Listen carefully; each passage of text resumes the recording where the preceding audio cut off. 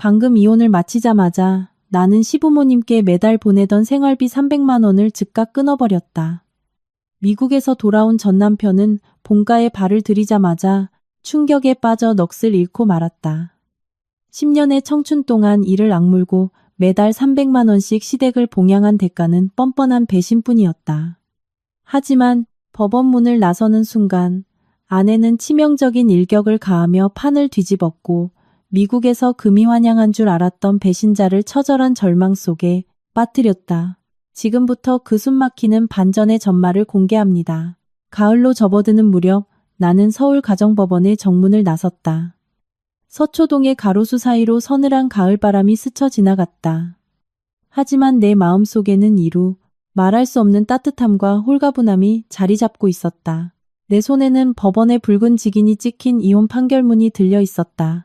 10년의 청춘, 가족이라는 두 글자 때문에 이를 악물고 인내했던 시간들이 마침내 얇은 종이 몇 장으로 막을 내렸다. 나는 보도블록 위에 걸음을 멈추고 심호흡을 하며 법정 특유의 답답한 잔상을 씻어냈다. 나와 민호의 결혼은 한때 양가의 자랑이었지만 결국 그의 배신과 탐욕으로 인해 잿더미가 되어버렸다. 나는 울지 않았다. 남편을 기다리며 지새운 뜬눈의 밤들, 그의 거짓말을 알아차렸을 때 흘렸던 눈물들은 이미 내 심장을 굳은 살로 덮어버렸다. 이제 내게 남은 것은 35살의 나이에 탄탄하게 성장 중인 기업을 이끄는 대표로서의 냉철함과 결단력뿐이었다. 차에 올라타서 내가 가장 먼저 한 일은 친구에게 전화를 걸어 하소연하는 것이 아니었다. 나는 스마트폰을 켜고 모바일 뱅킹 앱에 접속했다. 익숙한 화면에 내 개인 계좌 번호가 나타났다. 나는 자동이체 관리 메뉴로 들어갔다. 그곳에는 지난 10년간 매월 5일마다 며느리 지은 11조 및 생활비라는 메모와 함께 설정된 이체 내역이 있었다. 금액은 정확히 300만 원이었다. 매달 300만 원은 서울 물가에서도 결코 적은 돈이 아니다. 그것은 내 피땀 어린 노력의 결정체였고 프로젝트를 따내기 위해 밤을 새운 대가였으며 회사의 위기 때마다 끼니를 거르며 위경련을 견뎌낸 결과물이었다. 나는 며느리로서 남편이 바쁘니 내가 시부모님을 부양해 효도를 다해야 한다고 믿었었다. 민호의 부모님인 박영감과 최 여사는 쌀독이나 생활비 걱정을 해본 적이 없었다. 내가 그 집에 며느리로 들어간 날부터 나는 최고급 한우 세트부터 홍삼 TV와 냉장고 교체는 물론 시댁의 모든 제사상 비용까지 도맡아 챙겼다. 하지만 잘못된 곳에 베푼 호의는 타인이 나를 이용하는 도구로 전락하고 말았다. 나는 자동이체 해지 버튼을 눌렀다. 앱은 확인을 위해 한 번 더 팝업을 띄웠다. 나는 단호하게 확인을 눌렀다. 화면에 초록색 글씨로 해지 완료 알림이 떴다. 내 가슴에서 가벼운 안도의 한숨이 새어나왔다. 이 순간부터 나는 더 이상 박씨 집안의 며느리가 아니다. 내 은혜를 짓밟고 배신한 인간들을 먹여 살리는데 내 피땀 어린 돈을 쓸 의무는 없다. 이 돈을 끊는 것은 속 좁은 짓이 아니라 내 인생의 경계선을 다시 세우는 방식이었다. 이 세상의 모든 보살핌과 애정은 서로에 대한 존중을 바탕으로 해야 한다는 것을 그들 집안에 똑똑히 가르쳐주고 싶었다. 존중이 사라진 곳에 의무 따위는 무의미하다. 차는 가로수길을 천천히 지나갔다. 나는 한강공원 근처에 익숙한 카페에 차를 세우고 나 자신에게 작은 평온을 선물하기로 했다. 따뜻한 유자차 한 잔을 시키고 SNS를 열어보았다. 피드 최상단의 민호의 개인 계정 사진이 내 눈을 찔렀다. 그는 지구 반대편 미국 캘리포니아의 한 고급 병원에 있었다. 사진 속 민호는 명품 셔츠를 입고 의기양양하게 환한 미소를 지으며 갓 태어난 핏덩이 아기를 안고 있었다. 그의 어깨에 머리를 기대고 있는 여자는 유진이었다. 젊은 내연녀의 얼굴은 출산 직후라 약간 창백했지만 만족스러운 기색을 숨기지 못하고 있었다. 민호는 오만함이 가득한 글을 덧붙였다.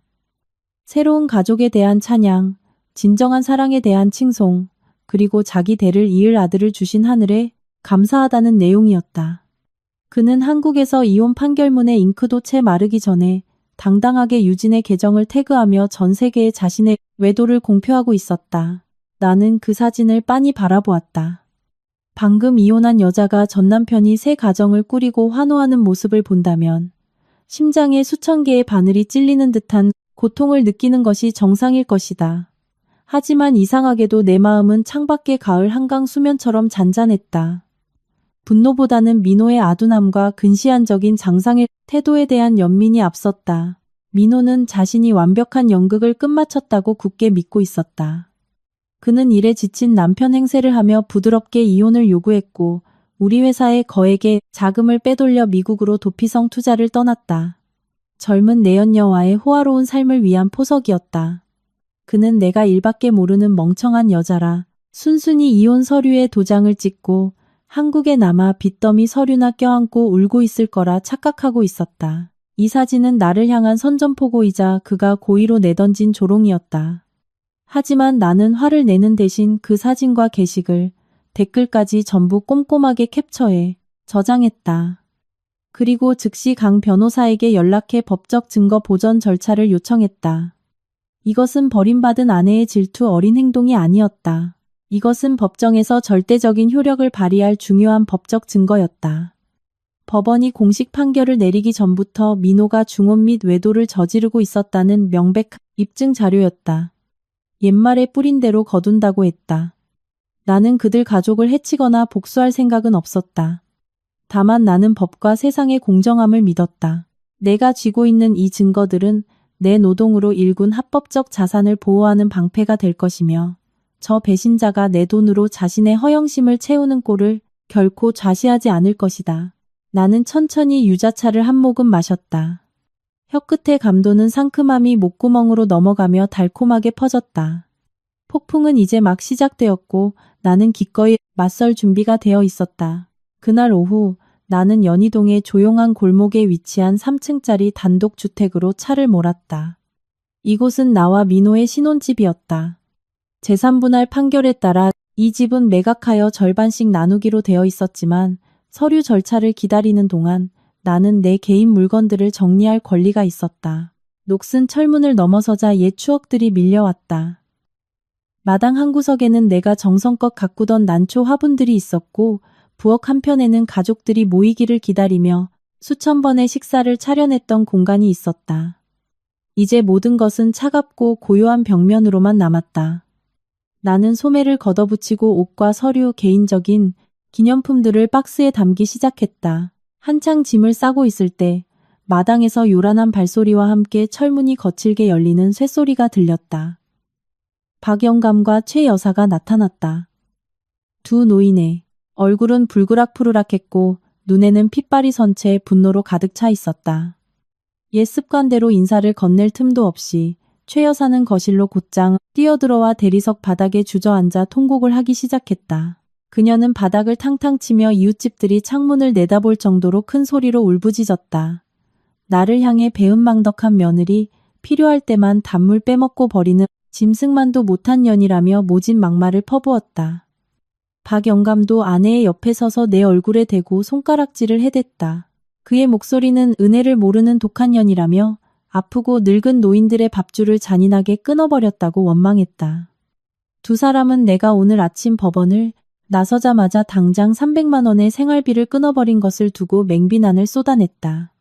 박영감은 대표랍시고 돈을 물쓰듯 버는 년이 시부모한테 단돈 몇 푼 쓰는 걸 아까워한다며 고함을 쳤고 최 여사는 당장 경찰과 아파트 부녀회장을 불러 이 불효막심한 며느리의 죄를 심판하겠다고 떼를 썼다. 나는 거실 한가운데 우두커니 서서 두 노인이 마음껏 비극적인 연극을 펼치도록 내버려 두었다. 그들의 주름진 얼굴을 보고 욕설 한마디 한마디에 배어있는 계산적인 탐욕을 보며 내 마음속에는 깊은 연민과 지독한 실망감이 교차했다. 10년이다. 10년 동안 나는 헌신을 다해 모자람 없이 그들을 모셨다. 하지만 결국 그들의 눈에 내 가치란 매달 계좌에 꽂히는 300만 원이라는 숫자에 불과했다. 나는 큰 소리로 맞서거나 상스러운 말로 대꾸하지 않았다. 내 가정교육의 바탕은 어른에게 무례하게 구는 것을 허락하지 않았기 때문이다. 하지만 그것이 이 부당한 핍박을 계속 참아 넘기겠다는 뜻은 아니었다. 나는 의자를 하나 끌어와 전 시부모 맞은편에 평온하게 앉았다.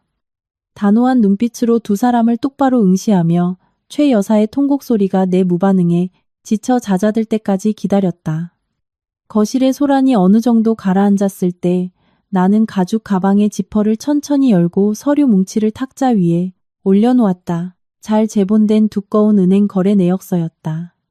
지난 10년간 내가 박씨 집안에 성실하게 송금했던 모든 돈의 흐름이 붉은 도장과 함께 빼곡히 인쇄되어 있었다. 나는 유리 탁자 위로 그 서류 뭉치를 밀어 박영감과 최 여사 앞으로 보냈다. 내 목소리는 한치의 흔들림 없이 또렷하고 차분했다. 분노는 섞여 있지 않았지만 진실의 무게감이 실려 있었다. 나는 두 사람에게 지난 10년 동안 내가 시부모님께 직접 부양비로 송금한 총액이 4억 원에 달한다고 말했다. 박영감의 심장수술 병원비 전액, 최 여사가 노인복지관, 친구들과 다녀온 최고급 온천 여행 비용, 그리고 집안의 자잘한 대소사 비용은 포함조차 되지 않은 금액이었다. 박영감은 움찔하며 서류 뭉치를 곁눈질했다. 최 여사도 울음을 뚝 그치고 소매로 눈물을 훔치며 당황한 기색을 보였다. 하지만 내가 폭로하려는 진실은 단순한 숫자에 그치지 않았다. 나는 가방에서 사진과 다른 계좌의 이체 내역서 다발을 더 꺼냈다. 이번엔 내 목소리가 더욱 차가워졌다. 나는 박영감과 최 여사에게 1년 전 선산의 조상 묘지를 보수한다는 명목으로 내게서 뜯어간 5억만 원에 대해 단도직입적으로 물었다. 나는 최 여사의 계좌에서 민호의 내연녀, 유진의 계좌로 곧바로 송금된 이체증 캡처 사진을 던졌다.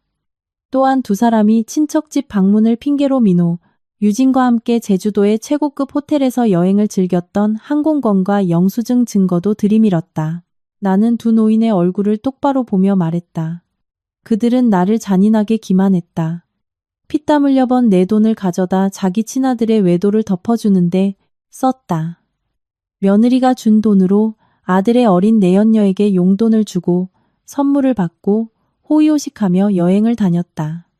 내 가정의 행복을 산산조각 내는 아들의 배신을 묵인하고 조장하면서도 내 손에서 돈을 받을 때마다 나를 착한 며느리라 불렀다. 거실의 공기는 순식간에 얼어붙었다.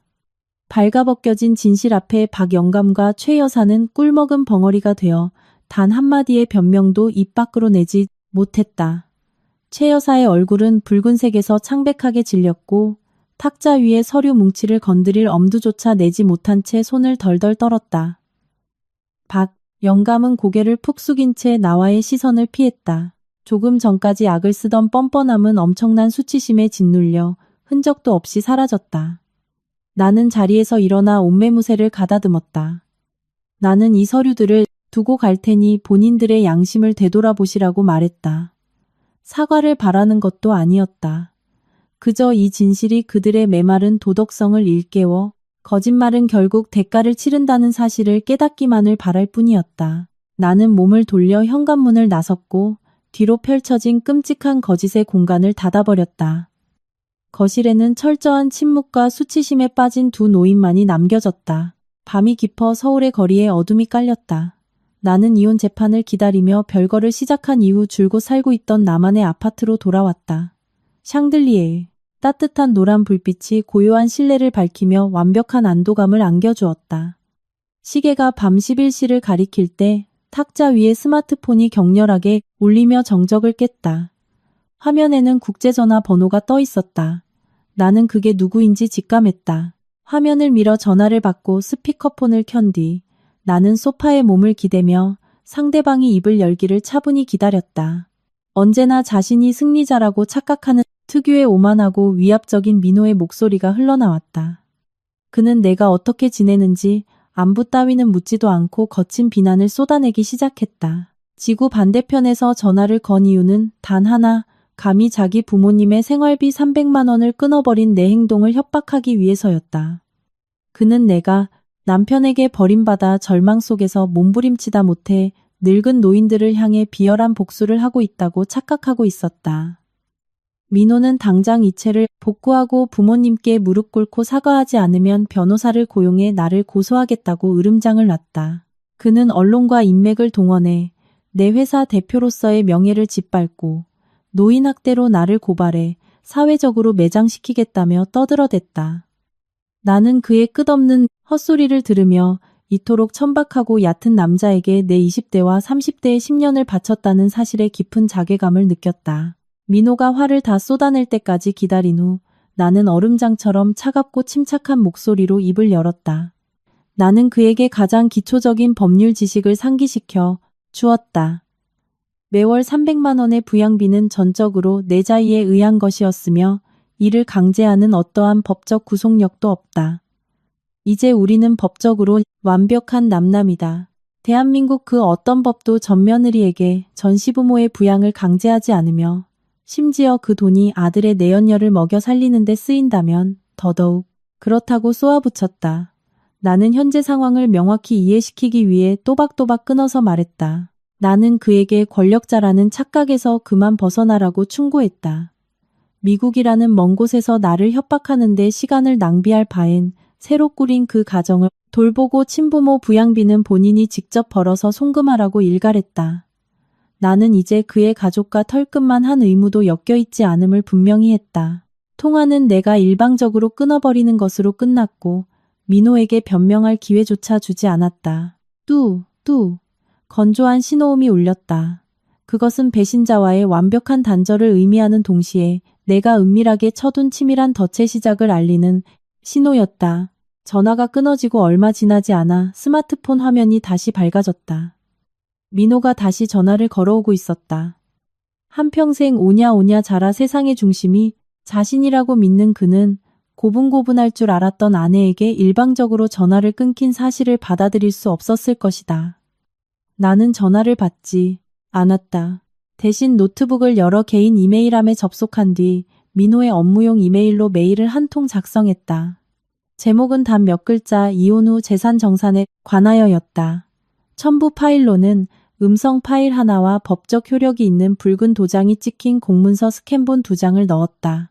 음성 파일, 그것은 5개월 전 민호의 차량 블랙박스에서 우연히 확보한 녹음 파일이었다.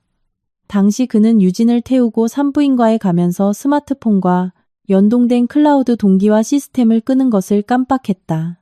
경적 소리가 섞인 시끄러운 차 안에서 민호의 한껏 들뜬 목소리가 들렸다.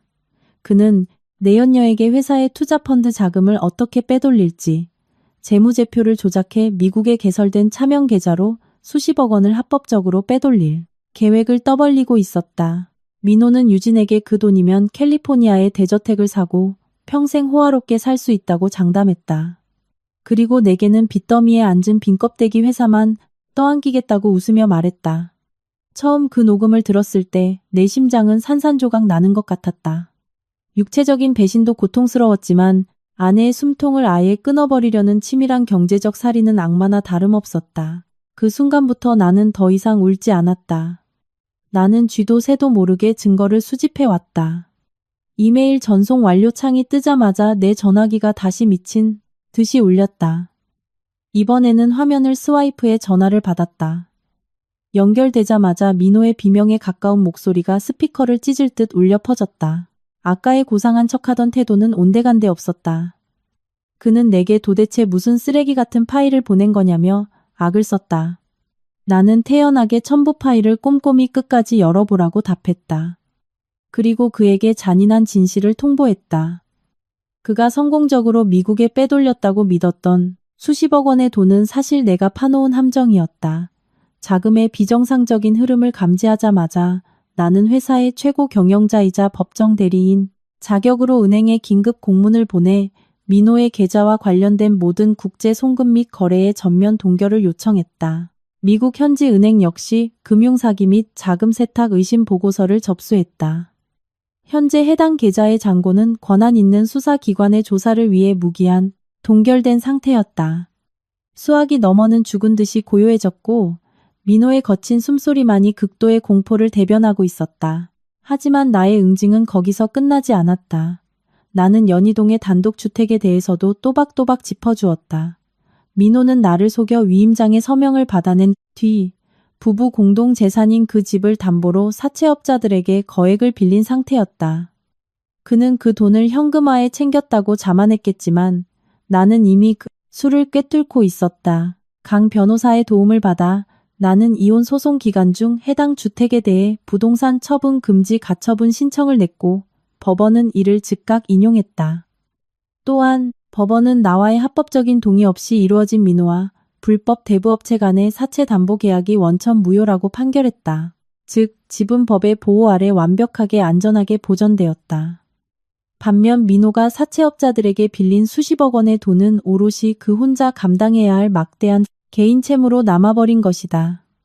불법 사채업자들은 합법적인 서류 따위는 신경 쓰지 않는다. 그들은 돈을 직접 빌려간 사람의 목을 조를 뿐이다. 민호는 완전히 무너져 내렸다. 그는 앞뒤가 맞지 않는 저주를 중얼거리다가 스스로 전화를 끊어버렸다. 전화기는 다시 깊은 침묵에 빠졌다. 나는 발코니로 나가 교차하는 가로수 위로 비치는 가로등 불빛을 바라보았다. 서늘한 밤바람이 이슬을 머금고 스쳐 지나갔다. 내가 쳐놓은 경제적 덫은 사람을 죽음으로 몰아넣기 위함이 아니라 내 것을 지키기 위한 정당한 방어 기제일 뿐이었다. 법은 언제나 공정하며 기만과 속임수로 타인의 재산을 탐한 자는 결국 자기 탐욕이 만든 지옥에 떨어지게 되어 있다. 다음 날 아침 찬란한 햇살이 서울 거리를 비췄다. 나는 깔끔한 정장 차림으로 가볍게 화장을 하고 서초동을 향해 차를 몰았다. 목적지는 이혼. 판결을 통해 내 개인 소유로 완전히 인정받은 최고급 주상복합 아파트였다. 이 아파트는 원래 결혼 전 내가 모은 돈으로 산 내 자산이었다. 하지만 시댁의 체면을 세워준다는 명목으로 관리비 청구서 등 일부 서비스 명의의 박 영감과 최 여사의 이름을 올려두었었다. 화려한 대리석으로 장식된 로비에 들어선 나는 명예 변경과 도어록 비밀번호 초기화를 위해 서류, 가방을 들고 안내 데스크로 향했다. 하지만 상황은 예상대로 순탄치 않았다. 입주 초기부터 내 얼굴을 알던 보안 요원 남씨가 오늘은 왠지 시선을 피하며 우물쭈물했다. 그는 뒷머리를 극적이며 관리사무소에서 당분간 내가 세대 내로 출입하는 것을 통제하라는 지시가 내려왔다고 털어놓았다. 그의 말에 따르면 오늘 아침 최 여사가 아파트 부녀의 친구들을 대동하고 들이닥쳐 보안팀에게 절대 며느리를 들여보내지 말라고 엄포를 놓았다는 것이다. 자초지종을 묻기도 전에 대기석에서 파마머리를 한 60대 여성이 걸어 나왔다. 최 여사와 함께 구청 스포츠 댄스 교실을 다니는 절친한 친구 김 여사였다. 김 여사는 팔짱을 낀 채 도전적인 표정으로 다가와 턱을 치켜들며 훈계하듯 소리쳤다. 그녀는 로비가 쩌렁쩌렁 울리도록 떠들어댔다. 아들 못 낳는다고 박씨 집안에서 쫓겨난 주제에 시댁 재산까지 탐내서 뺏어가려는 독사 같은 년. 그녀는 이 아파트가 박 영감과 최 여사가 평생 피땀 흘려 모은 돈으로 아들에게 사준 집이라며 나 같은 배은망덕한 년은 이 건물에 발을 들일 자격조차 없다고 선언했다. 김 여사의 쩌렁쩌렁한 목소리에 로비를 지나던 입주민들의 시선이 일제히 쏠렸다. 웅성거리는 소리와 호기심 어린 시선들이 나를 향해 화살처럼 꽂혔다. 사람들이 많은 곳에서 억울한 누명을 쓰고 명예가 훼손되는 것은 대단히 불쾌한 일이다. 최 여사는 이웃들에게 거짓으로 피해자 행세를 하며 동정심을 유발했고 나를 탐욕스러운 악녀로 둔갑시키는 언론 플레이를 펼친 것이다. 그녀는 동네 아줌마들의 입방아와 여론의 힘을 이용해 내 정신력을 갉아먹고 합법적인 내 재산에 접근하는 것을 막으려 했다.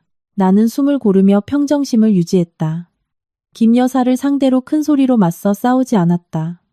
진실을 모른 채 고집불통인 사람들과 언쟁을 벌여봤자 내 품격만 떨어질 뿐이었다. 게다가 공공장소에서 소란을 피우는 것은 내가 지켜온 교양과도 맞지 않았다. 나는 김 여사를 똑바로 응시하며 옅은 미소를 지어 보였다. 나는 남의 가정사에는 제3자가 모르는 이면이 있는 법이라고 부드럽게 말했다. 재산의 소유권은 시장통에 뜬 소문이 아니라 법적 효력이 있는 문서에 의해 결정된다는 사실도 상기시켜 주었다. 쓸데없이 남의 가정사에 깊이 개입했다가 화를 자초하지 마시라고 경고했다. 나의 침착함은 오히려 김 여사의 분노를 부추긴 듯했다. 그녀는 한 발짝 다가서며 손가락으로 내 얼굴을 가리키고 더 심한 막말을 쏟아내려 했다. 보안요원 남씨는 이 상황을 어찌 수습해야 할지 몰라 뒤로 물러섰다. 나는 더 이상 조롱을 듣고 서 있는 대신 가방에서 스마트폰을 꺼냈다. 이 소란을 잠재우기 위해 진짜 권위 있는 사람의 힘을 빌릴 때였다. 나는 이 복잡하고 지루한 이혼 소송 내내 든든한 조력자가 되어준 강 변호사에게 전화를 걸었다. 강 변호사는 법적 절차에 매우 능통한 전문가였다. 나는 아파트 로비의 상황을 짧게 설명하고 법원 판결문 원본을 지참해 즉시 와달라고 요청했다. 동시에 보안요원에게 당장 건물관리소장을 로비로 호출하라고 지시했다. 약 20분 후 단정한 검은색 정장 차림의 강 변호사가 서류 가방을 들고 나타났다. 때마침 관리소장도 엘리베이터에서 황급히 걸어 나왔다. 권위 있는 사람들의 등장에 로비를 채우던 소라는 일순간 가라앉았다. 김 여사와 부녀의 일행들은 뒤로 물러섰지만 여전히 매의 눈으로 동태를 살피고 있었다. 나는 관리소장과 강 변호사를 응접실로 안내했다. 강 변호사는 가방에서 즉각 법적 효력을 지닌 이혼 판결문과 국가에서 발행한 부동산 등기부 등본을 꺼냈다.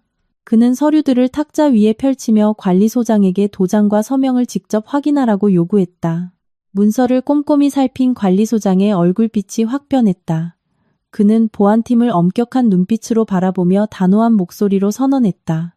관리소장은 모든 사람들 앞에서 이 아파트 208호의 유일한 합법적 소유주는 나 지훈 대표 한 사람뿐임을 공식적으로 확인해 주었다. 과거 박영감과 최 여사가 서비스 명의에 올라 있었던 것은 세대주의 보증에 의한 임시 거주 권한일 뿐 소유권과는 전혀 무관하다는 점도 명확히 했다.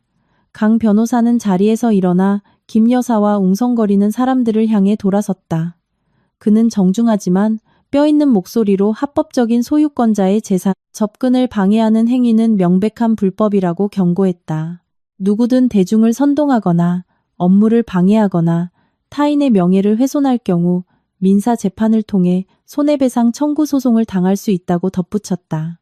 고소와 손해배상이라는 단어를 듣자마자 김 여사의 얼굴은 잿빛으로 변했다. 법을 모르는 자들의 맹목적인 정의감은 공권력의 단호함 앞에서 순식간에 공포로 뒤바뀌었다. 김 여사는 일행들의 옷깃을 다급히 잡아끌며 눈치를 살피더니 뒤도 돌아보지 않고 정문을 향해 쟁걸음으로 도망쳤다. 관리소장은 정보 확인에 소홀했던 점을 깊이 사과했다. 보안요원 남씨는 즉시 기술팀을 대동해 나와 함께 20층으로 올라가 도어록 비밀번호와 엘리베이터 앞면 인식 시스템을 전면 재설정했다. 박씨 집안의 모든 정보는 아파트 데이터베이스에서 완전히 삭제되었다. 묵직한 현관문이 등 뒤로 닫히며 바깥의 소음과 단절된 나만의 공간에 들어서자 그제야 나는 깊은 안도의 한숨을 쉬었다. 통유리창 너머로 눈부신 햇살이 쏟아져 들어오는 넓은 거실. 모든 가구는 내가 떠나던 날 그대로였다. 나는 창가로 다가가 저 아래 개미처럼 작게 보이는 꽉 막힌 도로를 내려다보았다. 탐욕과 질투가 세운 장벽은 결국 법 앞에 산산조각 났다. 선량함도 스스로를 보호할 지식과 힘이 뒷받침될 때 비로소 가치가 있다는 것을 다시금 깨달았다. 하지만 나의 평온은 며칠 가지 못했다. 수요일 오전 사무실에서 재무제표를 검토하고 있을 때 전화가 울렸다.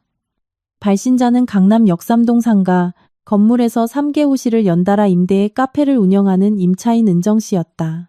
이 상가는 매월 안정적인 임대 수익을 안겨주는 알짜배기 부동산으로 수년 전 지인에게서 내가 직접 매입하여 온전히 내 명의로 되어 있는 자산이었다. 수학이 넘어 은정씨의 목소리는 다급하고 절박했다. 오늘 이른 아침부터 전시댁 식구의 대리인이라는 한 무리의 남자들이 상가 입구에 진을 치고 난동을 부리고 있다는 것이었다. 그 무리의 우두머리는 준서였다. 박 영감의 조카인 준서는 제대로 된 직장 없이 친척들에게 빌부터 돈을 뜯어내며 사는 한량이었다. 은정씨의 말에 따르면 준서는 가게 입구를 막아선 채 확성기를 들고 손님들과 임차인들에게 이 건물이 현재 이혼 재산분할 소송으로 분쟁 중이라고 떠들고 다녔다. 그는 나를 박씨 집안의 재산을 빼돌린 사기꾼이라고 매도하며 임차인들에게 당장 내 계좌로 보내는 월세를 중단하라고 윽박질렀다. 심지어 준서는 자신에게 직접 월세를 내서 박 영감과 최 여사에게 바치지 않으면 용역을 불러가게 문에 자물쇠를 채우고 단전단수를 시켜 장사를 못 하게 만들겠다고 협박했다. 상가 상인들은 극도의 불안에 떨고 있었다. 시끄러운 고성과 욕설에 손님들은 발길을 돌렸고 장사는 마비되었다. 무엇보다 상인들의 보증금은 내게 묶여 있었다. 그들은 진짜로 법적 분쟁이 휘말려 자신들의 전 재산이나 다름없는 보증금을 날리게 될까봐 두려워했다. 은정 씨는 사람들이 마음 편히 장사할 수 있도록 제발 빨리 와서 해결해달라고 애원했다. 전화를 끊은 나는 가슴속에서 뜨거운 불길이 솟구치는 것을 느꼈다. 전 시부모는 정말이지 실패를 인정할 줄 몰랐다. 신혼집에서의 총극이 들통나고 아파트에서의 언론 플레이가 박살나자 이번엔 내 경제적 돈줄을 직접 겨냥한 것이다. 그들은 백수 조카를 앞세워 상가 영업을 방해하면 내가 명예가 훼손되는 것이 두려워 결국 돈을 바치며 항복할 것이라 착각하고 있었다. 탐욕은 이미 그들의 눈을 멀게 했고 도의나 법 따위는 안중에도 없었다. 하지만 그들은 나의 결단력을 심각하게 오판했다. 나는 책상을 정리하고 차키를 챙긴 뒤 강 변호사에게 짧게 상황을 보고했다. 이번에는 단순히 종이 쪼가리만 내밀지 않을 생각이었다. 정당하게 땀 흘려 일하는 사람들의 생업을 망치는 쓰레기들에게는 그들의 가장 치명적인 약점을 타격하는 강력한 응징이 필요했다. 내 차가 역삼동 상가 앞에 멈춰섰다. 눈앞의 광경은 그야말로 아수라장이었다. 준서는 인도 한가운데 놓인 플라스틱 의자에 다리를 꼬고 앉아 줄담배를 피워대고 있었다. 그의 주변에는 문신을 한 불량배 몇 명이 위협적으로 서 있었다. 은정 씨와 다른 상인들은 카운터 안쪽에 숨어 불안하고 지친 기색이 역력했다. 나와 강 변호사가 차에서 내리는 것을 본 준서는 즉시 자리에서 일어나 담배꽁초를 바닥에 던져 구둣발로 비벼껐다. 그는 나를 향해 턱을 치켜들며 오만방자하게 소리쳤다. 준서는 모두가 들으라는 듯 큰 소리로 내가 나타났으니 험한 꼴 당하기 전에 어서 상가의 관리 권한을 박씨 집안에 넘기라고 으름장을 놨다. 나는 당당한 발걸음으로 다가갔다. 상인들에게 안심하라는 눈빛으로 가볍게 목례를 한 뒤 준서의 눈을 똑바로 응시했다. 옆에 선 강 변호사는 가방에서 등기부등본 및 건축물대장 원본을 꺼내들었다. 그는 상인들을 향해 이 건물의 유일한 법적 소유주는 지훈 대표이며 이혼 재산, 분할 대상에 전혀 포함되지 않은 완벽한 개인 자산임을 큰 소리로 천명했다. 서류가 너무나도 명백하자 준서는 흠칫 놀란 기색이었지만 타고난 뻔뻔함으로 억지를 부렸다. 서류는 위조할 수 있는 것이며 큰아버지 박영감과 이 땅을 살 때 집안 돈이 들어갔다고 확언했다며 우겨댔다. 나는 땅 문제로 더 이상 실랑이를 벌이지 않았다. 나는 한 발짝 다가서서 준서와 주변 불량배들에게만 똑똑히 들릴 만큼 목소리를 낮췄다. 허세를 부리는 그의 눈동자를 노려보며 나는 결정타를 날렸다. 4개월 전 민호의 개인 계좌에서 준서의 계좌로 3억만 원이 이체된 내역을 상기시켜 주었다. 그리고 준서가 민호에게 불법 사채업자를 연결해주고 신혼집을 담보로 대출을 받도록 브로커 역할을 했다는 사실도 꺼냈다. 나는 준서에게 남의 재산을 빼돌리도록 돕고 사채를 통해 재산을 편취하는 행위는 엄연한 형사 범죄임을 똑똑히 알려주었다. 준서와 민호가 주고받은 카카오톡 메시지와 은행 거래 내역은 이미 법적 증거로 보전 처리된 상태였다. 준서의 얼굴은 시뻘겋게 달아오르다 인해 창백하게 질려버렸다. 오만방자한 태도는 흔적도 없이 사라졌다. 그의 입술은 덜덜 떨렸고 단 한마디의 반박도 하지 못했다. 그 역시 3억만 원이라는 수수료의 대가가 수년의 징역형으로 돌아올 수 있다는 것을 잘 알고 있었다. 나는 단호하게 최후통첩을 날렸다. 지금 당장 쓰레기들을 데리고 내 건물에서 꺼질 것. 그리고 박 영감과 최 여사에게 가서 당장 이런 비열한 짓을 멈추라고 전할 것. 만약 오늘 오후까지 내 자산에 개미새끼 한 마리라도 얼씬거린다면 준서의 범죄 증거가 담긴 파일은 즉각 강남경찰서 경제범죄수사팀으로 넘어갈 것이라고 경고했다. 준서는 눈치를 살피다 강 변호사를 힐끗 보았다. 더 이상 말할 필요도 없이 그는 일행들에게 다급히 손짓하며 오토바이를 타고 도망치듯 골목을 빠져나갔다. 구경하던 사람들도 하나둘 흩어졌다. 상가 앞이 다시 평온해지자 나는 가게 안으로 들어가 상인들을 만났다. 나는 은정 씨의 손을 부드럽게 잡으며 집안의 골칫거리로 영업에 지장을 들여 정말 죄송하다고 진심으로 사과했다. 나는 내 명예와 신용을 걸고 여러분의 권리와 보증금은 절대적으로 안전할 것이라고 약속했다. 나는 상인들의 정신적 피해를 보상하는 차원에서 이번 달 월세를 10% 감면해주기로 결정했다. 상인들의 얼굴에 드리웠던 불안감은 안도감과 감사의 미소로 바뀌었다. 그들은 곧바로 스마트폰을 꺼내 내 계좌로 월세를 송금했다. 띠링띠링 끊임없이 울리는 입금 알림음이 내게 확고한 안도감을 주었다. 차에 올라타 회사로 돌아가는 길, 내 마음은 평화로웠다. 나는 이성과 법적 지식 그리고 사람에 대한 도리를 무기로 내 땀과 노력의 결실을 지켜냈다. 남의 피를 빨아먹고 사는 기생충들에게 진실과 정의를 이길 꼼수는 없다는 것을 뼈저리게 가르쳐 주었다. 그 후 며칠 동안 상가의 일은 폭풍 전야의 호수처럼 기이한 고요함 속에 흘러갔다. 토요일 아침 발코니에 화분에 물을 주고 있을 때 휴대폰 알림이 울렸다. 민호의 문자였다. 내용에는 조롱과 오만함이 가득 배어 있었다. 민호는 자신과 유진, 그리고 귀한 아들이 곧 인천국제공항에 착륙할 예정이라고 통보했다. 그는 돌아가서 자신의 모든 권리와 재산을 되찾을 것이며 내가 불법으로 점유하고 있는 재산들을 순순히 내놓을 준비나 하라고 경고했다. 문자를 읽으며 내 입가에는 차가운 헛웃음이 번졌다. 민호의 망상은 끝이 없었다. 그는 여전히 자신이 미국으로 빼돌렸다고 믿는 수십억 원 덕분에 제왕 같은 삶을 살 거라 착각하고 있었다. 내가 파놓은 함정이 이미 닫혔고 은행 계좌가 전면 동결되었으며 그가 빈털터리로 귀국행 비행기에 올랐다는 사실을 까맣게 모른 채 말이다. 나는 무시하는 대신 직접 차를 몰고 인천공항으로 향하기로 했다. 그들을 마중 나가는 것이 아니었다. 배신자들이 만들어낸 화려한 허상의 껍데기가 무너져 내리는 순간을 내 두 눈으로 똑똑히 지켜보고 싶었다. 그들의 마지막 득의 양양한 표정을 기억해두며 나의 이혼 결정이 완벽하게 옳았음을 스스로 증명하고 싶었다. 공항 고속도로는 눈부신 햇살로 가득했다.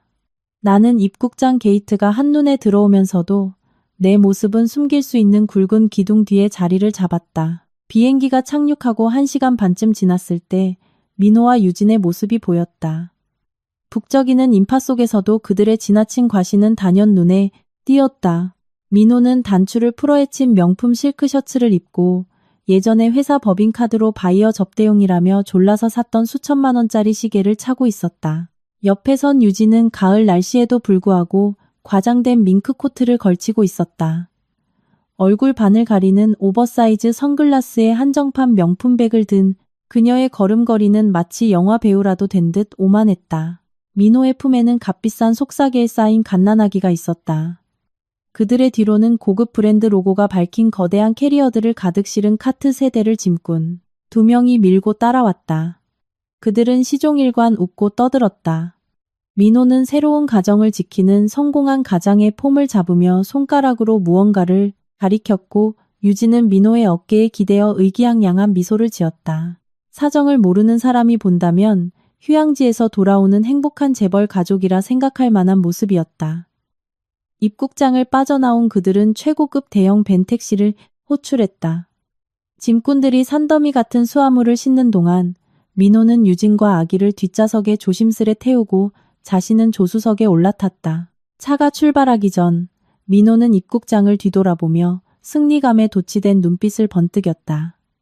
그는 이번 귀국이 전처의 자존심을 짓밟고 부와 명예의 정점에 서는 화려한 금이 환영이라고 굳게 믿고 있었다. 나는 운전석에 조용히 앉아 핸들에 손을 얹은 채 그 망상에 빠진 커플을 태운 고급 택시가 멀어지는 것을 지켜보았다. 내 마음속엔 일말의 질투나 미련조차 남아있지 않았다. 그저 모래 위에 성을 쌓고 즐거워하는 자들을 향한 깊은 연민만이 존재할 뿐이었다. 그들은 연희동의 본가를 향해 달리고 있었다. 부모님의 열렬한 환대 속에 물쓰듯 돈을 쓰며 살게 될 날들을 꿈꾸며 말이다. 나는 천천히 시동을 걸고 안전거리를 유지하며 그들을 따라 서울 도심으로 진입했다. 그들의 찬란한 후광이 현실의 잔혹함과 마주했을 때 과연 몇 분이나 지속될지 똑똑히 지켜보고 싶었다. 고급 배는 익숙한 길을 부드럽게 달려 마침내 연희동 골목으로 접어들었다. 나는 박영감의 집에서 약간 떨어진 길가에 차를 세웠다. 무성한 은행나무 덕분에 내 차는 숨기면서도 그들의 동태는 확실히 파악할 수 있는 완벽한 위치였다. 차창을 살짝 내리고 곧 터져 나올 소음들의 귀를 기울였다. 차문이 열리고 민호가 거드름을 피우며 내려 셔츠 깃을 세웠다. 유진도 자랑스럽게 아기를 안고 뒤따라 내렸다. 하지만 그들의 오만함은 딱 3초 만에 끝났다. 민호의 시선이 부모님의 익숙한 철문에 닿는 순간 그의 입가의 미소는 차갑게 얼어붙었다. 유진 역시 놀라움에 입을 다물지 못하고 그 자리에 멈춰 섰다. 눈앞에 있는 것은 평소에 깔끔하고 번듯한 단독주택이 아니었다. 굳게 닫혀 있어야 할 철문에는 새빨간 라카로 칠해진 글씨들이 난무했고 붉은 페인트가 피처럼 바닥으로 흘러내려 끔찍한 광경을 연출했다. 담벼락에는 굵은 글씨로 채무상환이라 적힌 살벌한 빛 독촉장들이 도배되어 있었다. 무엇보다 끔찍한 것은 활짝 열린 대문 안쪽 마당에서 벌어지는 아수라장이었다. 나는 조심스럽게 차에서 내려 이웃집 담장을 따라 발걸음을 옮기며 안을 들여다보았다. 집 안의 가구들은 모조리 뒤집혀 있었고 내가 사들였던 대형 평면 TV와 값비싼 원목 소파 대용량 냉장고가 전부 압류 딱지가 붙은 채 마당 한가운데에 버려져 있었다. 처마 밑에는 박 영감과 최 여사가 핏기가 싹 가신 하얀 얼굴로 찢어진 돗자리 위에 웅크리고 앉아 있었다. 엉망이 된 거실의 유일한 의자 위에는 온몸에 문신을 휘두른 민소매 차림의 사내셋이 험악한 표정으로 거드름을 피우며 앉아 있었다. 우두머리 격인 사내는 담배를 삐딱하게 물고 유리 탁자를 탕탕 치며 위협을 가하고 있었다. 민호가 다급히 마당으로 뛰어들며 무슨 일이냐고 소리쳤다. 문신을 한 우두머리가 민호를 힐끗 보더니 코웃음을 쳤다. 그는 턱짓으로 부하에게 지시했고 붉은 지장이 선명하게 찍힌 차용증 다발이 민호 앞에 던져졌다. 우두머리의 굵직한 목소리가 울려 퍼졌다. 박 영감이 대규모 불법 하우스 도박에 손을 댔다는 것이다. 원금과 이자를 합쳐 빚은 이미 2억 원을 훌쩍 넘긴 상태였다. 사채업자들은 벌써 사흘째 진을 치고 돈이 될 만한 것은 모조리 압류했으며 오늘 당장 돈을 갚지 않으면 이 집의 명의를 강제로 넘겨받겠다고 선언했다. 최 여사는 아들을 보자마자 구세주라도 만난 듯 달려들어 민호의 다리를 붙잡고 통곡했다. 제발 미국에서 가져온 달러로 부모 목숨 좀 살려달라며 애원했다. 대문 밖에 서 있던 유진은 고함 소리에 놀라 자지러지게 우는 아기를 끌어안고 공포에 질려 마당 안으로 발을 들이지도 못했다. 민호는 난장판이 된 마당에 벼락 맞은 듯 우두커니 서 있었다. 그 잘난 체하던 태도는 흔적도 없이 사라졌다. 그는 덜덜 떨리는 손으로 스마트폰을 꺼내 회사 돈을 빼돌릴 때 썼던 해외 뱅킹 앱에 접속했다. 수십억 원이 있으니 고작 2억 원쯤은 푼돈이라 생각했을 것이다. 하지만 화면 로딩이 끝난 순간 민호의 두 눈은 튀어나올 듯 커졌고 숨이 턱 막혔다. 화면에는 금융사기 및 자금 세탁 혐의 조사로 인해 계좌가 동결되었습니다. 라는 붉은색 경고 문구가 선명하게 떠 있었다. 민호는 믿을 수 없다는 듯 서브 계좌들을 미친 듯이 눌러봤지만 모든 계좌가 꽉 막혀 있었다. 그는 미국 현지 은행 직원에게 전화를 걸었고 스피커폰을 통해 들려온 대답은 뼛속까지 얼어붙게 만드는 빙수와도 같았다. 사법당국의 명령에 따라 경제범죄법원의 최종 판결이 있을 때까지 모든 출금 및 이체 거래가 금지되어 있습니다. 스마트폰이 민호의 손에서 미끄러져 벽돌 바닥에 박살이 났다. 민호는 무릎을 꿇은 채 포마드로 단정하게 넘겼던 머리를 쥐어뜯으며 절망했다. 탐욕스러운 자의 발밑이 무너져 내리는 순간이었다. 가혹한 현실이 민호와 그의 가족의 뺨을 후려쳤다. 그는 완벽한 빈털터리가 되었고 이제 본인이 사채업자에게 끌어다 쓴 수십억 원의 빚과 아버지가 진 도박빚까지 고스란히 짊어져야 할 처지가 되었다. 담장 뒤에 서 있던 나는 몸을 돌려 걸음을 옮겼다. 고요하던 골목길의 정적을 찢어버리는 절망적인 비명소리를 뒤로한 채 말이다. 월요일 아침 우리 회사는 분기 결산 보고서를 마무리하느라 매우 분주했다. 나는 대표실에 앉아 따뜻한 커피를 마시며 재무 데이터를 꼼꼼히 검토하고 있었다. 바쁘게 돌아가는 업무 환경 덕분에 전 시댁 식구들을 상대하며 겪었던 피로감이 잊히는 듯했다. 하지만 폭풍은 아직 완전히 잦아들지 않은 모양이었다. 오전 10시경 회사 로비 쪽에서 전문적인 사무 공간의 정적을 깨는 요란한 소음이 들려왔다. 자지러지는 아기의 울음소리에 어른들의 거칠고 상스러운 고함이 섞여 있었다. 보안 요원의 다급한 제지 목소리와 구둣발 소리가 복도를 울렸다. 나는 미간을 찌푸린 채 펜을 내려놓고 유리문 밖을 내다보았다. 눈앞에는 민호와 유진이 막무가내로 회사 메인 로비로 밀고 들어오는 광경이 펼쳐졌다.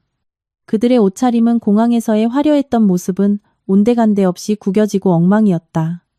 민호의 얼굴은 초췌했고 수면 부족과 분노로 눈에는 시뻘건 핏발이 서 있었다.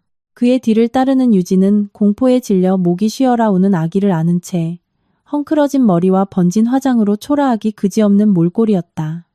민호는 자신을 막아서는 보안 요원들을 거칠게 밀쳐내며 고래고래 소리를 질렀다. 그는 수많은 직원들 앞에서 내 이름을 부르며 악담을 쏟아냈다.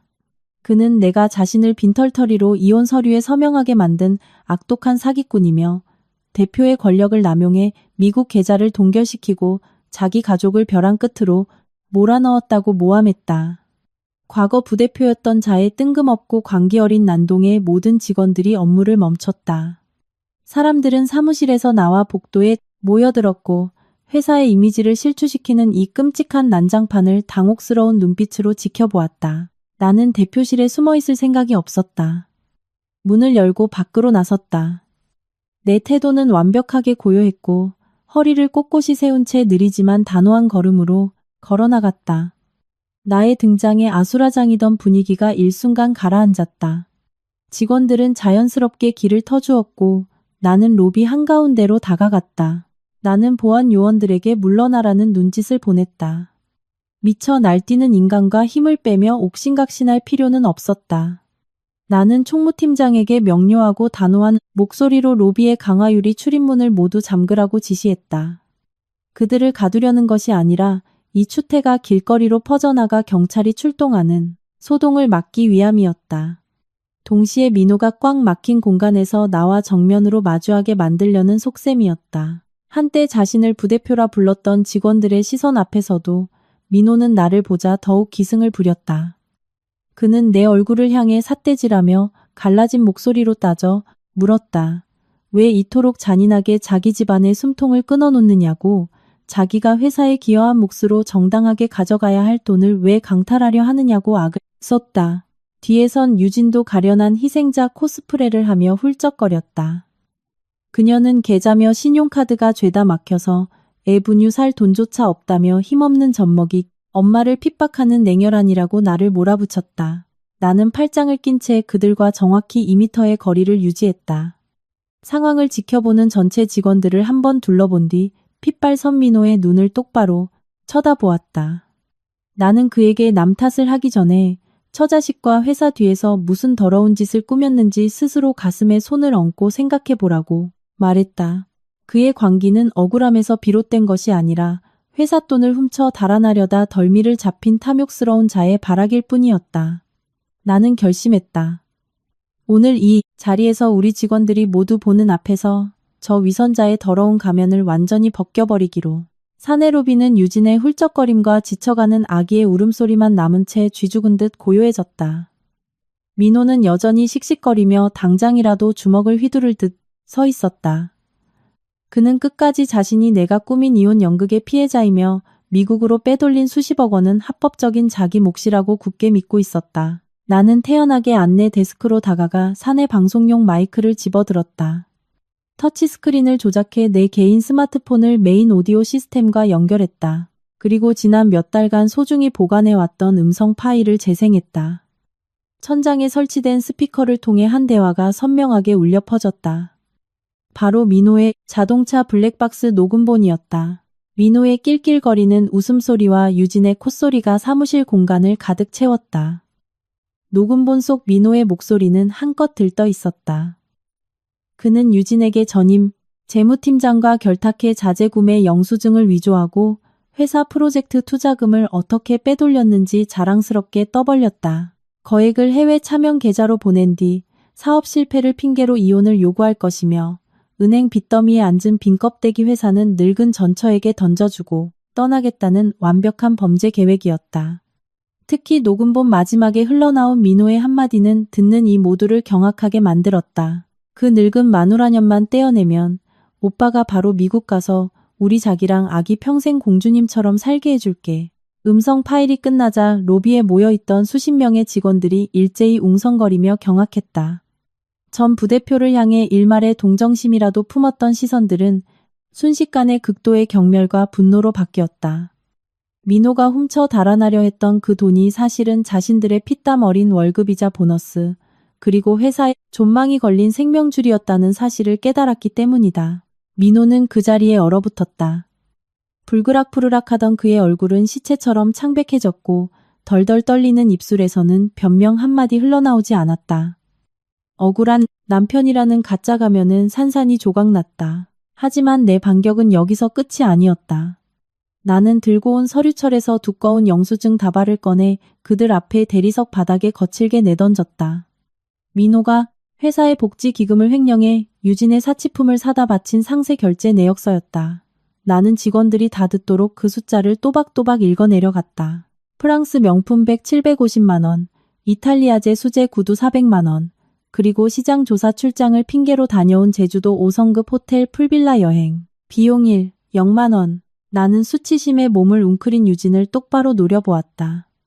내 년이 걸치고 있는 명품, 내 자식에게 먹이려던 비싼 분유 모두가 한 기업의 직원들이 흘린 피눈물과 사기 행각으로 얻어낸 더러운 작물이라고 일갈했다. 나는 민호에게 경고했다. 이 정도 증거면 당장 업무상 횡령 및 배임, 혐의로 형사 고발하고도 남는다고. 만약 내가 일말의 정조차 없었다면 지금 내가 서 있어야 할 곳은 회사 로비가 아니라 차디찬 구치소 감방 아닐 것이라고 쏘아붙였다. 극도의 수치심과 치욕이 두 배신자를 짓눌렀다. 민호는 더 이상 누구와도 시선을 맞추지 못했다. 초반의 기세등등함은 사라지고 감옥에 갈지도 모른다는 뼛속 깊은 공포만이 남았다. 패닉에 빠진 유진은 민호의 소매를 잡아당기며 당장 도망치자고 재촉했다. 경멸의 눈초리로 길을 터주는 직원들 사이를 비집고 두 사람은 쫓기듯 유리문을 밀고 밖으로 도망쳤다. 도저히 부인할 수 없는 양심과 법의 심판을 피해서 말이다. 회사 로비에서의 난동이 있은 지 일주일쯤 지나자 모든 것이 잠잠해진 듯했다. 나는 어수선해진 직원들의 마음을 다독이고 민호의 부실 경영으로 펑크난 투자금을 메우기 위한 신규 계획을 짜는 데 전념했다. 전시댁 식구들도 자신들의 처지를 깨닫고 마침내 체념한 줄로만 알았다. 하지만 인간의 탐욕이란 참으로 밑 빠진 독과 같았다. 수요일 늦은 오후, 안내 데스크에서 누군가 가족 문제로 면담을 요청했다는 연락이 왔다. 회사 문을 두드린 사람은 민호도 시부모도 아닌 유진이었다. 그녀는 회색 정장에 서류 가방을 든 중년 남성과 함께 나타났는데 자신을 유진의 합법적 대리인인 변호사라고 소개했다. 지난주의 초라했던 모습과 달리 오늘 유진은 화장기 없는 수수한 옷차림으로 억울한 미혼모 행세를 하고 있었다. 바쁜 일정 중이었지만 나는 회의실에서 그들을 맞이했다. 나는 유진과 변호사 맞은편 상석에 앉았다. 시간을 끌 것 없이 변호사는 헛기침을 하며 도의와 법률에 관한 장황한 연설을 늘어놓았다. 그의 논리는 이러했다. 비록 민호와 유진이 혼인에 신고를 하지는 않았지만 아이는 박씨 집안의 핏줄이다. 현재 민호가 막대한 빚에 시달려 부양 능력이 없으니 유진은 아이의 법정 대리인으로서 이혼 전 나와 민호의 공동 재산 중 일부를 미성년자 양육기금 명목으로 떼어달라는 것이었다. 유진은 변호사 옆에 앉아 틈틈이 마른 눈가를 휴지로 찍어내며 사랑 때문에 인생을 망치고 이제는 아들의 정당한 권리라도 찾아주려는 가련한 여인. 연기를 완벽하게 해냈다. 그녀는 내가 번듯한 회사를 독식하는 것은 부당한 처사라며 죄 없는 아이의 생존권을 짓밟지 말라고 뻔뻔하게 요구했다. 나는 표정 변화 하나 없이 처음부터 끝까지 그 헛소리를 경청했다. 변호사의 재산 분할 요구가 끝나자 나는 천천히 물을 한 모금 마셔 목을 축인 뒤 반격을 시작했다. 나는 변호사에게 내 이혼 소송 서류를 제대로 읽어보긴 했느냐고 가볍게 꼬집었다. 나와 민호 사이의 재산 분할은 서울가정법원의 판결에 따라 완벽하게 종결되었고 법적 효력까지 발생했다. 민호는 자유를 빨리 얻기 위해 회사에 대한 모든 권리를 자발적으로 포기했다. 따라서 현재 내 소유의 자산은 민호가 밖에서 싸지른 혼외자에 대한 민사적 책임과는 털끝만큼의 연관성도 없었다. 내연녀가 전처의 회사까지 쳐들어와 양육비를 요구하다니 법적 근거는커녕 삼류 막장 드라마에서도 비웃을 만한 총극이었다. 하지만 진짜 일격은 아직 시작도 안 했다. 나는 책상 서랍을 열어 옅은 파란색 서류철 하나를 꺼냈다. 몇 달 전 민호의 외도를 의심하기 시작했을 때부터 내가 은밀하게 사설 탐정 흥신소를 고용해 조사해둔 결과물이었다. 나는 차갑고 날카로운 목소리로 그 서류철을 유진의 코앞으로 가볍게 밀어 던졌다. 권리를 요구하기 전에 본인 과거부터 깨끗하게 세탁하고 오라고 충고했다. 그리고 파일 안의 내용을 요약해 읽기 시작했다. 그것은 유진의 화려한 과거 이력이었다. 시골에서 상경의 가짜 대학 졸업장으로 행정비서 자리를 꿰찬 여자. 명품 사치에 중독되어 카드 빚이 산더미처럼 쌓였고 대부업체와 신용정보회사에 쫓기는 신세. 사실 민호는 그녀의 빚을 청산하고 허영심을 채우기 위해 쳐놓은 덫에 걸려든 수많은 호구 중 하나에 불과했다. 유진의 얼굴이 하얗게 질렸고 휴지를 쥔 손이 덜덜 떨리기 시작했다. 옆에 앉아있던 변호사도 미간을 찌푸렸다. 자신의 의뢰인이 주장하던 억울하고 순결한 여인이 아니라는 사실을 깨달은 것이다.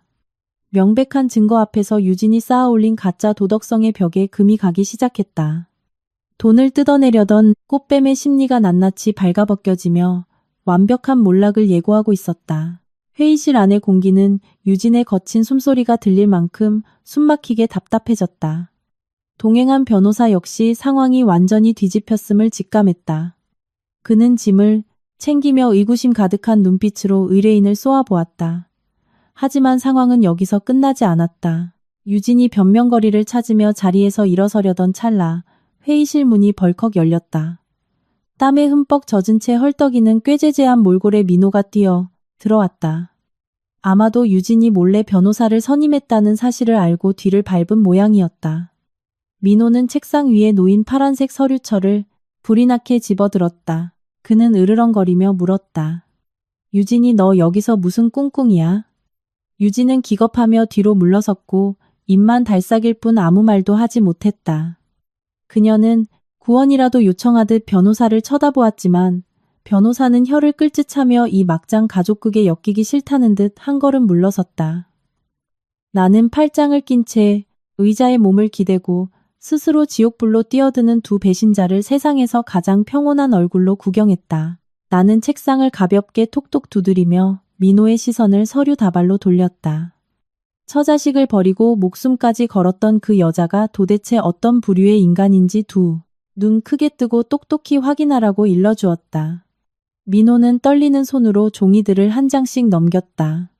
막대한 카드빚 내역 그리고 민호가 몰래 건넨 돈이 그녀의 카드빚을 갚는 데 쓰였다는 이체 증명서가 그의 눈을 강타했다. 하지만 민호를 진짜 미쳐버리게 만든 것은 맨 마지막 장의 사진들이었다. 탐정이 찍은 초고의 상도 사진 속에서 유진은 노출이 심한 옷을 입고 자기 아버지뻘 되는 중년 남성들의 팔짱을 낀 채 서울 시내의 고급 호텔과 모텔을 드나들고 있었다. 사진에 찍힌 날짜는 그녀가 민호의 품에 안겨 평생의 사랑을 맹세하던 바로 그 시기와 정확히 일치했다. 민호의 눈은 시뻘겋게 충혈되었고 이마에는 핏대가 툭 붉어졌다. 그는 획 돌아서서 유진의 얼굴에 사진 다발을 패대기 쳤다. 사진들이 바닥으로 흩날리는 모습이 마치 그녀의 가짜 자존심을 후려치는 보이지 않는 따귀 같았다. 민호는 단말마의 비명을 지르며 유진의 멱살을 잡았다.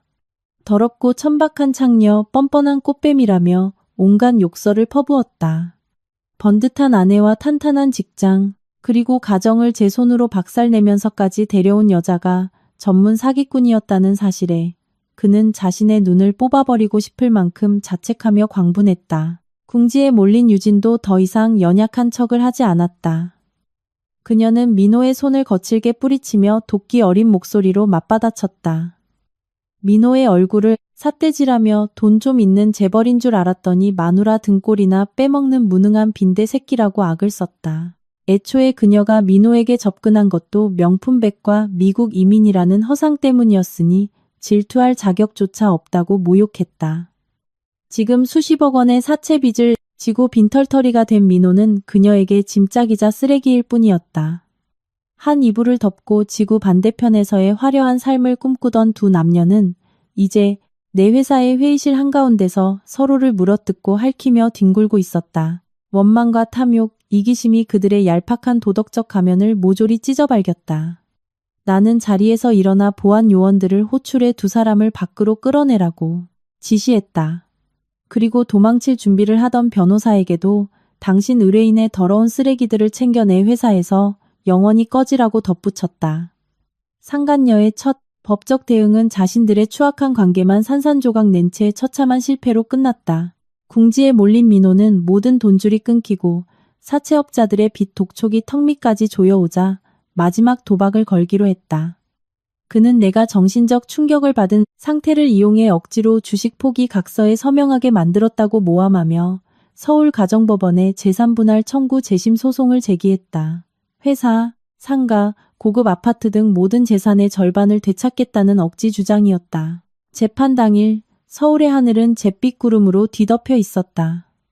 나는 단정한 검은색 정장을 입고 흔들림 없는 태도로 법정에 섰다.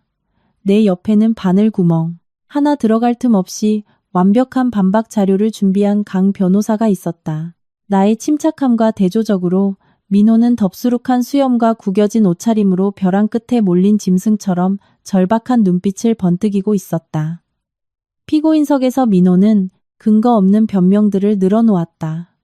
아내를 굳게 믿고 모든 걸 맡겼다가 길거리에 나앉게 된 가엾은 남편 행세를 하며 회사를 키운 자신의 공로를 인정해달라며 판사의 동정심에 호소했다. 하지만 법은 증거로 말할 뿐 눈물이나 감성 파리가 통하는 곳이 아니다. 판사의 발언권이 주어지자 강 변호사가 자리에서 일어나 전문적이고 명쾌한 목소리로 민호의 궤변을 박살낼 철벽 증거들을 쏟아냈다. 가장 먼저 법정에 울려 퍼진 것은 민호의 재산 은닉과 이혼 계획이 담긴 차량 블랙박스 녹음 파일이었다. 소름 끼치도록 명확한 민호의 목소리는 이혼이 철저히 계획적이고 자발적이었음을 증명했다. 이어 강 변호사는 지난 3년간 민호가 회사에 기여하기는커녕 사내 공금을 횡령하여 심각한 재무적 타격을 입혔음을 보여주는 회계 감사 자료를 제출했다. 수십 년 경력의 판사가 마침내 결론을 내렸다. 단호한 목소리와 함께 판사봉이 울렸다. 법원은 민호의 모든 청구를 완벽하게 기각했다. 이전의 재산, 분할 협의는 양측의 완전한 동의와 행위 능력을 바탕으로 이루어진 적법한 계약임을 재차 확인했다. 무엇보다 이 터무니없는 소송으로 인해 발생한 모든 민사소송 비용은 패소한 민호가 전액 부담하라고 판결했다. 민호는 그 자리에 못 박힌 듯 얼어붙었고 다리에 힘이 풀려 주저앉을 뻔했다. 나에게서 재산을 뜯어내려던 그의 마지막 동아줄은 법의 철퇴에 의해 산산조각이 났다. 그는 법적으로 완벽한 빈털터리 낙인이 찍힌 채 나락으로 떨어졌다. 나는 방청석을 나와 뒤에 무너져 내린 패배자를 단 한 번도 돌아보지 않고 법정 문을 나섰다. 밖으로 나오니 잿빛 구름 사이로 햇살이 스며들어 내가 나아갈 길을 눈부시게 비추고 있었다. 소송에 패소하고 돌아온 민호의 짙은 절망감은 박씨 집안 전체로 전염되었다. 연희동 본가는 붉은 라카칠과 빛 독촉장, 그리고 조폭 사채업자들의 끊임없는 협박으로 생지옥이 되어 있었다. 박 영감과 최 여사는 아들이 이 상황을 구원할 능력이 없음을 깨달았다. 두 늙은이는 생존 본능과 지독한 탐욕에 휘둘려 다시 한번 어리석고 충동적인 짓을 벌였다. 직원들이 분주하게 출근하던 월요일 아침, 박 영감과 최 여사가 회사 정문 앞에 나타났다. 돗자리와 냄비 등 조잡한 살림살이를 챙겨온 그들은 로비 앞 대리석 바닥에 주저앉았다. 최 여사는 바닥을 치며 예의 그 지긋지긋한 통곡 연기를 시작했다. 나를 피도 눈물도 없는 악독한 며느리라 부르며 시댁 재산을 몽땅 빼돌려 늙은 부모를 길바닥에 나앉아 굶어 죽게 만들었다고 악을 썼다. 박 영감은 옆에서 앓는 소리를 내며 지나가는 사람들에게 억울함을 호소했다. 동정 여론을 형성하려는 속셈이었다. 이 소동은 금세 사람들의 이목을 끌었다. 출근하던 사람들과 행인들이 걸음을 멈추고 수군거리기 시작했다. 보안 요원들은 노인들을 함부로 대했다가 폭행 시비에 휘말릴까봐 안절부절 못했다. 보고를 받고 내가 1층으로 내려갔을 때 분위기는 최고조로 팽팽했다. 하지만 나는 당황하거나 분노하지 않았다. 보안 요원들을 물러나게 한 뒤 나는 바닥에 나뒹구는 두 노인 앞에 섰다. 차분하지만 뼛속까지 오싹해지는 위압적인 눈빛으로 그들을 내려다보았다. 나는 최 여사에게 당장 울음을 뚝 그치고 내 말을 똑똑히 들으라고 명령했다. 나는 재킷 안주머니에서 두툼한 서류 봉투 하나를 꺼내 붉은 간인이 찍힌 문서 다발을 천천히 뽑아들었다.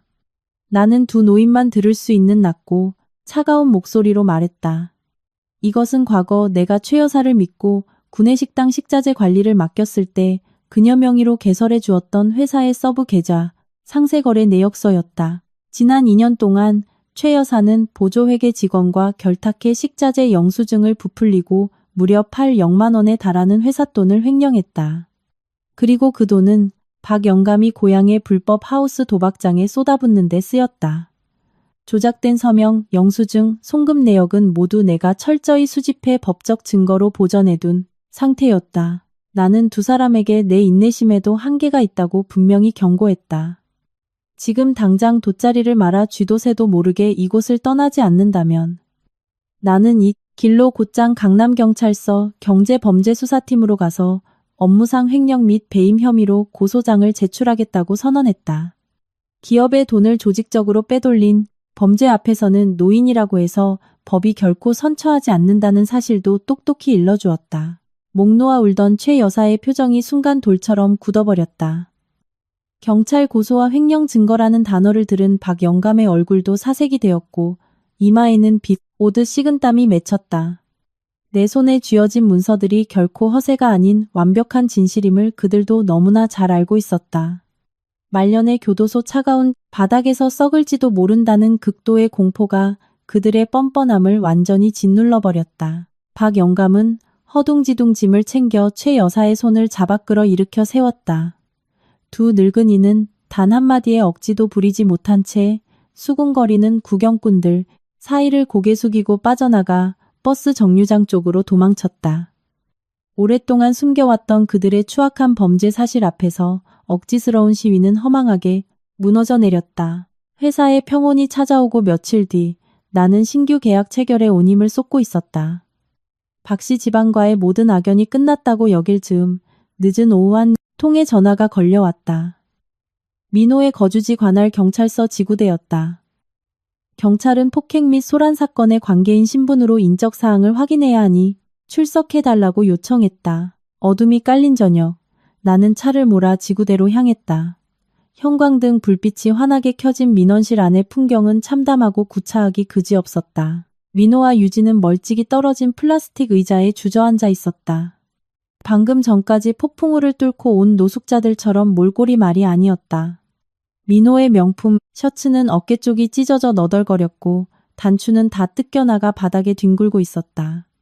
그의 얼굴에는 피가 맺힌 손톱 자국이 선명했고 이마는 퉁퉁 부어올랐다. 한때 잘 나가던 부대표의 모습은 온데간데 없었다. 유진의 상태도 처참했다. 공들여 세팅한 파마머리는 한 움큼 뜯겨나갔고 원피스는 흙먼지로 범벅이 된 채 찢어져 있었다. 눈물과 번진 화장으로 얼굴은 귀신처럼 얼룩져 있었다. 조사를 담당하던 경찰관이 한숨을 쉬며 상황을 설명했다. 두 사람은 주택가 골목 한복판에서 서로 치고받고 싸우며 난동을 부리다 주민들의 신고로 연행된 것이었다. 모든 원인은 극단적인 금전적 압박 때문이었다. 민호는 사채업자들에게 쫓겨 벼랑 끝에 몰렸고 유진은 그런 그에게서 단돈 10,000원 한 장도 뜯어낼 수 없었다. 아기 분유값은 떨어져 가는데 카드사에서는 매일같이 빚 독촉 전화가 울려댔다. 폭발 직전의 스트레스는 결국 서로를 탓하는 원망으로 변해 물리적 충돌로 이어진 것이다. 경찰관 앞에서도 그들은 고래고래 소리를 지르며 서로를 저주했다. 민호는 유진을 향해 자기 돈을 뜯어내고 인생을 시궁창에 처박은 천박한 꽃뱀 년이라고 욕을 퍼부었다. 유진은 찢어질 듯한 비명을 지르며 재벌 행세를 하더니 마누라한테 빌부터 살던 무능한 놈이 자기와 아기 인생을 다 망쳐놨다며 악다구니를 썼다. 절망의 끝자락에서 그들은 서로를 갉아먹으며 가장 이기적이고 추악한 본성을 경찰들 앞에서 낱낱이 보여주고 있었다. 나는 민원실 구석에 조용히 서서 서류에 서명했다.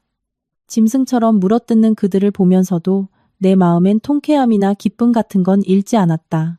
그저 텅 빈 공허함과 도덕성의 가치를 쓰레기통에 처박은 인간들의 비참한 말로에 대한 일말의 연민만이 스쳤다. 그들에게도 삶을 바로잡을 기회는 있었다. 하지만 그들의 탐욕과 거짓은 스스로를 생매장할 깊은 구덩이를 파버렸다. 나는 조용히 인사를 남기고 지구대를 나섰다. 민호와 유진에게는 눈길조차 주지 않았다. 모든 원하는 법과 인과응보의 순리에 의해 명확하게 판가름 났다. 도시는 어둠에 잠겼지만 박씨 집안에 내린 밤은 영원히 아침이 오지 않을 암흑 그 자체였다. 동네 사람들의 소문에 따르면 민호의 가족은 완전히 파멸했다. 연희동의 주택은 박영감의 도박빚과 민호의 불법 사채빚을 갚기 위해 조폭들에게 강제로 넘어가 버렸다. 한밤중에 쫓겨난 그들은 수도권 외곽에 비가 새는 낡은 반지하 단칸방으로 밀려났다. 박 영감은 집을 잃은 충격으로 쓰러져 자리에 누워버렸고 최 여사는 남편의 약값을 벌기 위해 매일 파지를 줍고 시장에서 허드레시를 하며 하루살이 인생을 연명했다. 민호는 술독에 빠져 사채업자들을 피해 숨어 지내며 인간으로서의 모든 의지를 잃었다. 유진은 진정한 사랑이라는 허울 좋은 빚더미만 민호에게 남겨둔 채 아이를 안고 몰래 야반도주해버렸다. 나는 최고급 주상복합 아파트의 발코니에 서서 청명한 가을 아침 공기를 깊게 들이마셨다. 부드러운 바람이 머릿결을 스치며 은은한 제스민 향기를 실어왔다. 지난 폭풍 같았던 시간들은 마치 긴 악몽처럼 느껴졌다. 하지만 굳건한 멘탈, 법적 지식, 그리고 냉철한 이성 덕분에 나는 스스로 폭풍우를 뚫고 나올 수 있었다. 누군가는 내게 묻는다. 전 시댁 식구들을 아직도 증오하느냐고, 벼랑 끝까지 더 몰아붙여 복수하고 싶지 않으냐고. 지금 내 마음은 놀랍도록 평온하다. 최고의 복수는 내 인생에 그들의 추악한 잔재를 남겨두지 않는 것이다. 배신하고 기만하며 살았던 자들은 결국 자신이 탄 독배를 스스로 들이마셨다. 세상의 인과응보는 한치의 오차 없이 공정하다. 그들이 가난과 빚더미 그리고 수치심 속에서 고통받는 것은 그들이 직접 뿌린 죄악의 씨앗이 열매를 맺은 것일 뿐이다. 나는 내 영혼을 치유하고 진정한 평화를 얻기 위해 그들을 놓아버리기로 했다. 우리 인생은 긴 기차 여행과 같다. 어떤 이는 우리가 성장할 수 있도록 뼈아픈 교훈을 주기 위해 잠시 같은 칸에 머물렀다 떠날 뿐이다. 박씨, 집안에 바친 10년의 청춘은 결코 낭비가 아니었다. 그것은 나를 더 강하게 만들고 내 가치를 깨닫게 해준 값비싼 수업료였다. 나는 그들이 용서받을 자격이 있어서가 아니라 내 자신이 평온을 누릴 자격이 있기에 그 과거를 용서한다. 거실로 들어온 나는 책상 위에 가지런히 놓인 새로운 사업 확장 계획서를 바라보았다. 차가운 이성으로 지켜낸 거대한 자산은 이제 경제적으로 어려움을 겪는 여성들이 자립할 수 있도록 돕는 자선 사업의 든든한 밑거름이 될 것이다. 통유리창 너머로 쏟아지는 아침 햇살이 모든 것을 눈부신 황금빛으로 따스하게 감싸 안았다. 나는 눈물로 얼룩졌던 낡은 책장을 덮고 자신감과 자부심으로 가득 찬 미소를 지으며 발걸음을 내디뎠다. 내 인생의 자유롭고 찬란한 새로운 챕터가 밝아오고 있었다. 시청자 여러분, 지훈의 파란만장한 이야기가 막을 내렸습니다. 사람 간의 도리와 인생의 인과응보에 대해 깊은 여운이 남으실 줄 압니다. 남편의 배신 앞에서도 침착함을 잃지 않고 자신의 존엄성을 지켜낸 한 여성의 모습을 통해 우리는 선량함과 효도 역시 그것을 소중히 여길 줄 아는 사람에게 베풀 때 비로소 가치가 있다는 것을 깨닫게 됩니다. 세상을 살아가며 정과 도리를 다하는 것은 훌륭한 미덕입니다. 타인을 이해하고 희생할 수는 있지만 나 자신을 지키기 위한 냉철한 경계선은 절대 무너뜨려서는 안 됩니다. 약한 눈물이나 맹목적인 인내로는 배신자들의 탐욕을 멈출 수 없습니다. 오직 지혜와 명확한 법적 지식, 흔들림 없는 단단한 내면만이 인생의 거센 폭풍우 앞에서도 우리를 지켜주는 가장 강력한 방패가 될 것입니다. 탐욕과 거짓말은 독버섯과 같습니다. 언젠가는 그것을 심은 자의 모든 미래를 파멸시키고 맙니다. 우리네 인생은 길고 긴 여정입니다. 때론 넘어지고 깊은 상처를 입더라도 늘 굳건한 마음을 간직하시길 바랍니다. 칠흑 같은 절망의 밤이 지나면 반드시 가장 찬란하고 평온한 아침 햇살이 여러분을 기다리고 있을 테니까요. 오늘 이 귀한 시간을 내어 지윤의 이야기를 끝까지 들어주신 시청자 여러분께 진심으로 감사드립니다.